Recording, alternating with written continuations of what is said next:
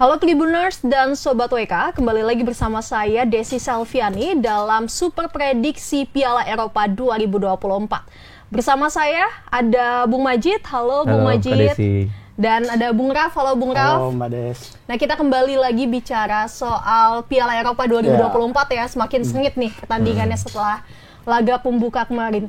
Nah, ini sekarang kan di pertandingan grup B ini ada Denmark versus dengan Grup C deh. Grup C ya. Grup C, ya. Grup C ada Denmark versus Inggris. Nah, ini kalau prediksinya gimana nih kalau Bung Majid untuk Denmark lawan Inggris? Ya, Denmark lawan Inggris. Ini saya pikir di grup ini di pekan pertamanya yang di pertandingan pertama memang terlihat pertandingannya sangat-sangat alot ya. Apalagi buat Inggris banyak fansnya juga, terus permainannya seperti itu. Raf bilang seperti menahan imbang ya. Padahal hasilnya menang tapi berasanya menahan imbang. Kalau untuk Denmark sendiri di pertandingan pertama memang sangat super power ya, penguasaan bola 68%. Dia juga jadi pembuktian dari beberapa pemain Denmark yang banyak yang bermain di Inggris, dan pertandingan nanti bisa dibilang big match ya, karena ini akan jadi laga balas dendam bagi Denmark, khususnya di mana pada Euro 2020 lalu Denmark tuh dikalahkan sama Inggris di partai semifinal kali itu, dan ini mungkin menjadi ditunggu-tunggu lagi, walaupun masih enak kan ini di fase grup kan. Dan saya pikir Denmark dengan dipimpin oleh Christian Eriksen juga, saya pikir ya ini akan menjadi pembuktian tersendiri. Dan kita lihat juga Inggris bermainnya ya nggak bagus-bagus banget lah ya, apa belum keluar apa seperti apa. Nah, kalau Bung Raf sendiri setuju nggak dengan pendapat Bung Majid kalau misalnya Inggris tuh belum on point gitu di Piala Eropa ini? Ya, meskipun kemarin menang lawan Serbia 1-0 ya, tapi kan kita kelihatan dapat saksikan bersama bagaimana di babak kedua mereka kesulitan, dan banyak memang analisis yang mengatakan bahwa ya taktik yang digunakan oleh Southgate ini memang kurang berhasil di babak kedua. Tapi kembali lagi, nah justru di grup inilah dia mencoba meramu formasi-formasi yang bagus, pemain-pemain yang mana sih yang memang ideal. Tapi ini laga melawan Denmark, saya kira ini laga berat bagi Inggris, karena ya saya juga kaget ya kemarin ketika mereka melakukan pemilihan pemain tidak membawa nama-nama pemain senior seperti ya Grealish, Maddison, kemudian ada juga Rashford yang menurut saya cukup mengagetkan ya, meskipun di klub memang kurang bagus performanya di Manchester United, tapi di timnas ini selalu kerap menjadi pembeda gitu loh. Nah, cuman ya patokan yang dibuat dari pelatih ini itu kemarin adalah bagaimana pemain yang bersinar di klubnya. Makanya muncul Seydou Manu, itu pemain pembeda. Dan menurut saya laga nanti ini akan menarik di lini tengah. Nah, bagaimana mereka akan memutus ya ide-ide ataupun kreativitas dari Eriksen menurut saya. Karena ya Declan Rice kalau di lini tengah dari Inggris sendiri menurut saya kurang sebenarnya ya. Apalagi ya Alexander Arnold yang dipadukan dengan Rice itu menurut saya agak minim kreativitas kalau di laga melawan Serbia kemarin. Tapi laga melawan Serbia kemarin memang cukup alot juga karena pemain Serbia juga cukup mumpuni. Tapi menurut saya di atas kertas Denmark itu masih di atas dari Serbia, sehingga laga ini ya kalau bagi saya sih mungkin imbang kali ya, berakhir imbang. Tapi kembali lagi kalau Bung Majid mengatakan tadi ini partai balas dendam, ya saya kira ini akan menjadi partai yang sangat panas. Nah, kira-kira Denmark nih bakalan, kemarin kan agak kecewanya karena imbang ya Denmark lawan Serbia gitu. Slovenia. Slovenia. Nah, ini kira-kira Denmark bakalan mati-matian nggak sih lawan Inggris? Nah, tentunya jawabannya itu sudah dipersiapkan sama Bung Majid nih. Gimana nih, apakah akan mati-matian atau bagaimana nih? Kalau Denmark pastinya ya lawan Inggris tadi salah satu selain balas dendam juga ada egosentris dari para pemainnya. Dimana kita tahu beberapa pemain Denmark juga banyak, bukan ada beberapa lagi, mungkin hampir mayoritas yang bermain di Liga Inggris. Mungkin kita lihat ada dua, ada si Hollywood sama si Christian Eriksen di MU, dimana ini juga jadi laga pembuktian si Eriksen nih. Ketika di MU ya dia menit bermainnya kurang. Nah, MU kan di Inggris juga ya. Mungkin di situ banyak kenal dari teman-temannya juga di situ. Gaya permainannya juga kenal. Mungkin Denmark ini ya bisa dibilang mereka akan menggunakan formasi yang ofensif ya, seperti kemarin lawan Slovenia. Kalau saya pikir sih Eriksen bisa membuktikan di menit 17 dia bisa membuat gol, walaupun akhirnya di babak kedua ya itu tendangan spektakuler Ya, dari memang luar. nggak ada yang duga. Betul, bukan dari open play lah ya. Ya. Jadi memang hal-hal seperti itu kerap terjadi lah, apalagi menit-menit 80 emang krusial karena dari segi stamina itu ya udah mulai menurun tuh. Itu pintar-pintarnya pelatih di situ untuk bisa melakukan pergantian permainan. Tapi sejauh ini saya melihat Denmark kansnya untuk menghadapi Inggris, dan saya lihat kemarin lawan Serbia kemarin permainan seperti itu ya tidak menutup kemungkinan Denmark malah justru bisa menang kalau misalnya dari Southgate sendiri tidak bisa mengubah dari pola permainan, strategi atau mengoptimalkan pemain-pemain bintang di dalamnya. Kalau Bung Maji sendiri ada pemain bintang andalan di Denmark yang diunggulkan, kira-kira yang bakal cetak gol nih prediksinya siapa nih? Ya masih di depan masih si Hollywood itu, terus ada si Christian Eriksen mungkin juga sangat menggebu-gebu nih melawan Inggris nih. Dan ya mungkin dua pemain ini bakal menjadi poin penting dari Denmark untuk di laga lawan Inggris nanti. Apalagi di klub satu tim lagi ya. Iya, Di klub satu tim lagi. Manchester United. Iya. Kalau Bung Rak sendiri gimana? Yang diunggulkan nih pemain di Denmark atau Inggris siapa kira-kira? Kalau di Inggris ya, justru yang saya nantikan ini adalah siapa yang akan menjadi kreativitas di lini tengah untuk menyaingi dari Christian Eriksen ini. Iya. Itu yang saya tunggu di pertandingan ini, karena kembali lagi yang saya sebut, Inggris ini pemainnya cukup luar biasa ya secara talenta ya kalau kita sebut ya. Bakatnya luar biasa. Ada ya Saka di kanan, Bellingham, kemudian ada Palmer. Jadi mereka bebas sebenarnya memilih ini untuk penyerangan. Kalau untuk gaya bermain ofensif sangat luar biasa. Nah, permasalahannya adalah ya bermain sepak bola itu tidak hanya melulu tentang ofensif, bagaimana nanti ketika misalkan mereka transisi nih. Lebih efektif juga lah ya. Efektif nggak transisi mereka nih? Ada Bellingham ini kan dibuat ya mirip seperti second striker sebenarnya kalau kemarin mendampingi Harry Kane. Bahkan Harry Kane tidak mencetak gol, justru Bellingham yang mencetak gol. Nah, cuman pertanyaannya nanti adalah ya siapa yang akan mengawal di lini tengah? Sanggup nggak nanti Declan Rice dengan kalau kita lihat kemarin Trent Alexander-Arnold untuk menguasai lini tengah nih. Kalau kita lihat di melawan Serbia aja mereka agak kacau nih babak kedua. Nah, jadi laga ini nanti laga penentuan atau beranikah pelatih Inggris Southgate itu untuk memasang pemain baru nih dari babak pertama nih, dari line up pertama mungkin bisa mengubah beberapa, tapi kalau kita lihat dari pemain-pemain yang di bawah memang tidak banyak juga yang bisa untuk dirubah. Justru ya inilah pemain yang memang yang bisa mereka andalkan. Karena ya apabila dimainkan misalkan pemain yang bersinar di MU, Maino ini, ketika dimainkan untuk mendampingi Declan Rice mungkin. Nah, cuma kan pertanyaannya ya ini kan Euro ya. Jadi bukan ajang coba-coba. Makanya saya kira ya Inggris harus mewaspadai sosok ya, kalau disebut tadi di awal balas dendam dari Denmark ya memang harus. Dan kita ingat dulu di mana mereka menggagalkan ya, Denmark itu kan boleh dibilang ya berkat own goalnya. Berkat own goal dan 2 kali 15 baru nyetak gol di Harry Kane. Jadi keberuntungan sebenarnya. Kalau dilihat bagaimana serangan-serangan mereka, justru fans Inggris sebenarnya di situ deg-degan. Jadi saya kira di sini juga beruntung sekali Inggris kemarin menang. Berarti keberuntungan ya kemarin Inggris tuh kalau beruntung saya menang melawan Serbia ya. Akhirnya mereka di puncak nih untuk sementara. Lagi-lagi ya ini kan di grup ini kan tidak ada dua leg ibaratnya ya. Ini partai hidup mati. Jadi setiap pertandingan itu partai hidup mati. Kira di semua harus diwaspadain karena melihat peta pertarungan kedua ini head to head itu tidak ada skor-skor yang mencolok kalau kita hitung dari 2020 ya. 1-0, 2-1, 0-0. Jadi saya kira di situ semua harus diwaspadai oleh Inggris. Oke. Kalau Bung Maji setuju nggak kalau Inggris itu kemarin lawan Serbia itu keberuntungan, dan apakah akan mencetak keberuntungan lagi nanti di melawan Denmark? Ya, Inggris kalau lihat saya lihat di pertandingan pertama kemarin memang performanya agak bisa dibilang belum keluar semua ya, Bung Raf ya. Tapi untuk lawan Denmark ini ya ini akan jadi challenge sendiri kan bagi Southgate, bagi Harry Kane dan kawan-kawan, bagaimana yang dilawan ini justru banyak beradaptasi dengan permainan Inggris, banyak yang kenal juga permainan dalamnya. Terus kemudian bagaimana Denmark ini juga dia mempunyai kalau tidak salah head to head 7 pertandingan terakhir memang 3 kali menang, 3 kali kalah juga dan sekali imbang dari 7 pertandingan terakhir. Dan saya lihat Denmark memang menggunakan formasi dari si Kasper ini, pelatih 3-4-3, di mana memang dia lebih cenderung ofensif. Tapi dia biasanya pelatih akan melihat bagaimana permainan. Seperti permainan Inggris ini bisa dibilang kan skuad kedalamannya juga full lah ya. Beda dengan Denmark ya.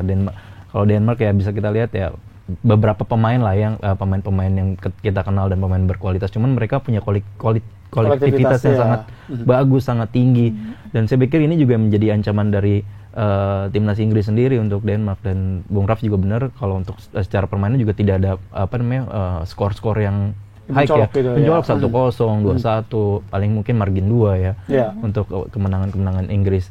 Nah ini juga bisa dibilang Denmark, dan di grup yang saya pikir ini sangat kompetitif ya, baik Serbia walaupun dan Slovenia juga, mereka masih punya daya juang untuk bisa keluar gitu, untuk lawan Inggris aja 1, nanti gila lawan Slovenia kan juga bisa juga nih, biasanya ketat juga. Iya, mentalitas mereka juga di grup ini tidak kayak seperti ya di grup A lah ya. Kemudian yang Jerman yang udah menang sangat dikdaya juga, kemudian Spanyol juga, dan yang di sepak bola itu yang perlu kita lihat juga memang kadang ya ball possession itu tidak terlalu penting ya. Bagaimana efektivitas mencetak gol itu yang sangat penting. Itu kemarin kita diajarin sama Spanyol juga ya. Bagaimana ketika lawan Kroasia ball possession memang kalah, tapi hasil akhir Spanyol bisa menang. Benar. Dan ini juga tidak menutup kemungkinan Denmark mungkin nanti, walaupun kemarin dia secara ball possession, penguasaan bola lawan Slovenia menang 65%, jauh lah ya. Kemudian dari total shot and goal juga jauh, maksudnya sekitar 17-12. Dan saya pikir nanti ketika lawan Inggris ya mereka akan lebih menunggu, dan mungkin penguasaan bola akan sangat imbang, dan tinggal dilihat nih siapa yang akan mencuri poin lebih dulu dan bisa menahan. Kemarin saya pikir untuk Denmark di lawan Slovenia memang kecolongan sih di gol kedua. Dan memang golnya juga tidak bisa ditebak ya. Tidak bisa ditebak karena itu deflect dari luar, kenceng deflect. Kalau Bung Raf sendiri, kalau setuju nggak sih kalau pendapat Bung Majid, kan Denmark nih sekarang lagi total lah ya di Piala Eropa ya sekarang ini. Bisa nggak sih kira-kira masuk 16 besar di Piala Eropa kali ini? Karena mereka memang mengajar itu, makanya ya bagi mereka apabila kalah udah pasti out gitu. Apabila kalah, makanya mereka mau tidak mau cuma satu kata menang. Jadi apapun yang akan mereka lakukan. Nah untuk memenangi pertandingan melawan Inggris ini. Dan kembali lagi, ya meskipun dia Inggris ya kemarin ya mungkin banyak fansnya ya banyak doa untuk memenangi laga ini, tapi kembali lagi ini menurut saya laga yang sangat klasik ya, apabila kita lihat dari tahun 2020 nih misalkan. Nah kemudian dari pola permainan di laga perdana kemarin Denmark melawan Slovenia, bagaimana memang ya strategi bola-bola permainan itu, cara mereka menyerang itulah yang harus diwaspadai oleh Inggris. Ya kembali lagi saya bilang Inggris ini ya sebenarnya mereka membutuh satu sosok seperti Henderson menurut saya harusnya, cuman mungkin karena Henderson memang ya performanya jauh di bawah ya, tidak setenar pemain-pemain seperti Mainu, kemudian Trent Alexander-Arnold, apalagi Henderson kan kemarin sempat ke Liga Arab ya, meskipun akhirnya dipinang ke Belanda, tapi kan akhirnya nggak dibawa juga. Nah, kenapa saya mengatakan mereka membutuhkan itu? Dia yang bisa mengatur tempo permainan. Nah, ini yang saya tidak melihat di Inggris yang kemarin yang mengatur tempo permainan ini. Ideanya siapa sih gitu? Nah, ini yang akan ditakutin. Kalau untuk bicara nyerang, saya yakin nih siapa sih yang meragukan Bukayo Saka ya dari kanan menyisir Bellingham. Ya, siapa sih yang meragukan? Tidak ada yang meragukan, apalagi ada Walker Tripper yang memang siap ngebantu, overlapnya luar biasa.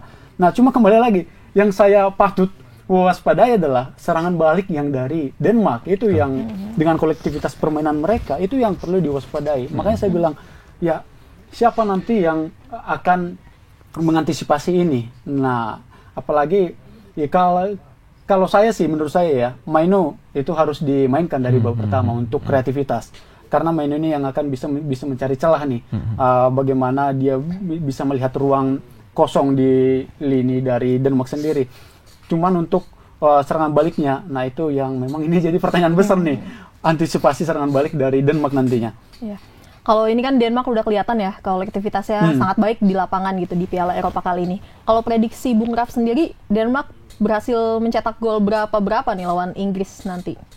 Kalau ragu.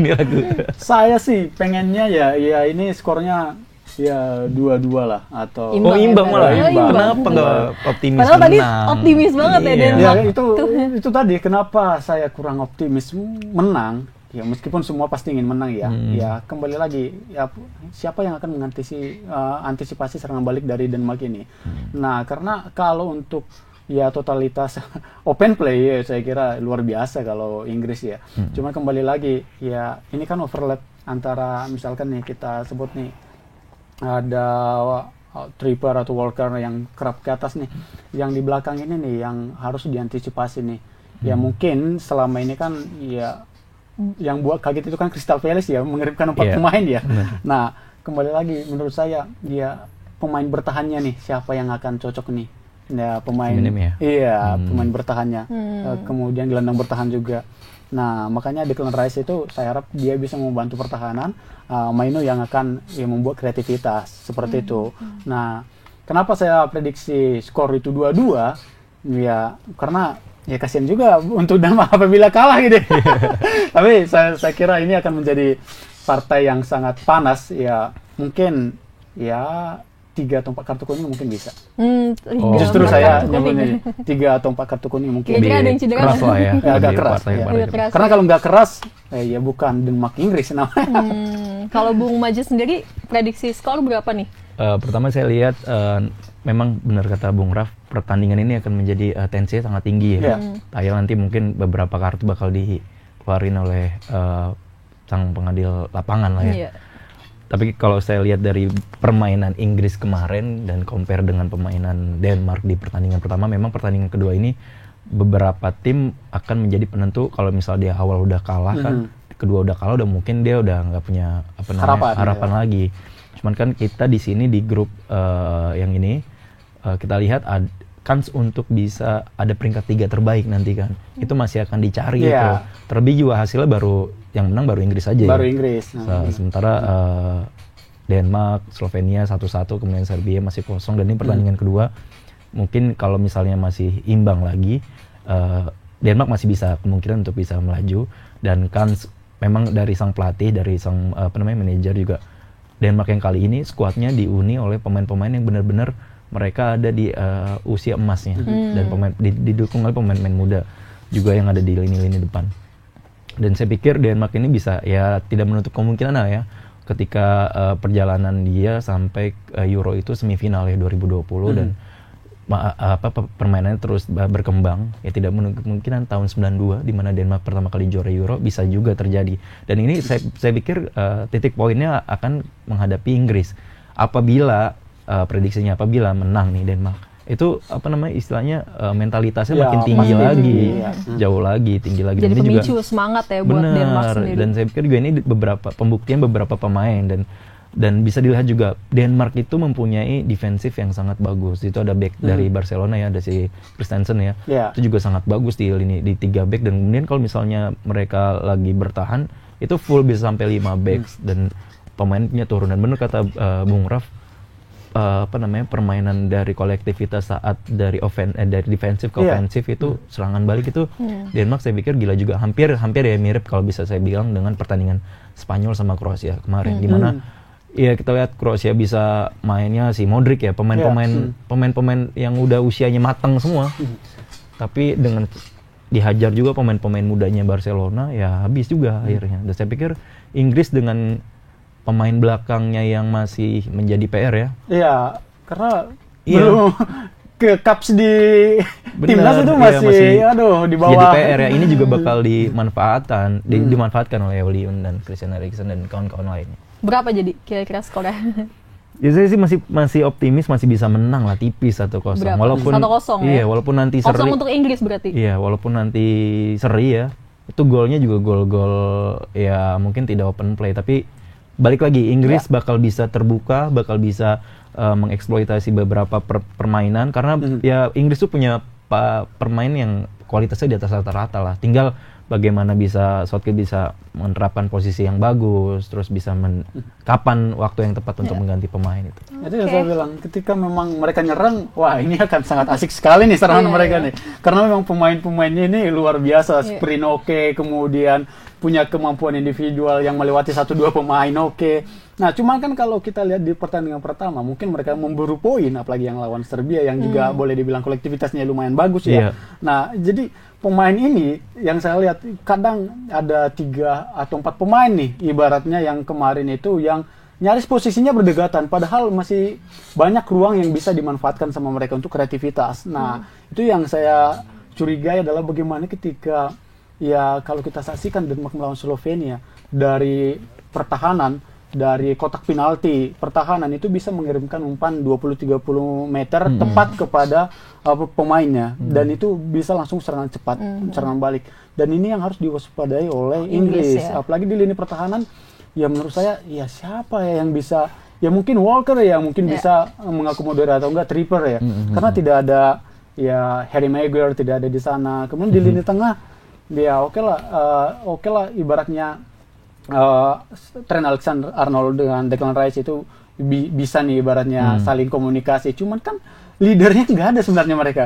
Yang satu menjadi leader di situ tidak ada. Kemudian di lini depan juga itu tidak, ya Harry Kane sih. Kalau Harry Kane itu kan, ya kenapa dia bisa mencetak banyak gol? Penyuplainya luar biasa bos, gitu kan ya. Nah di sini ini yang akan dinantikan nih, apakah Saka yang bisa menyuplai sebagus di Arsenal mungkin, atau mungkin keegoisan Saka muncul lagi nih. Nah bisa cetak gol. Iya, untuk bisa mencetak gol. Nah makanya saya kira ini laga-laga yang sangat berat, serangan balik Denmark akan sangat mematikan. Nah, sisa Inggris nih apakah memang berani bertaruh?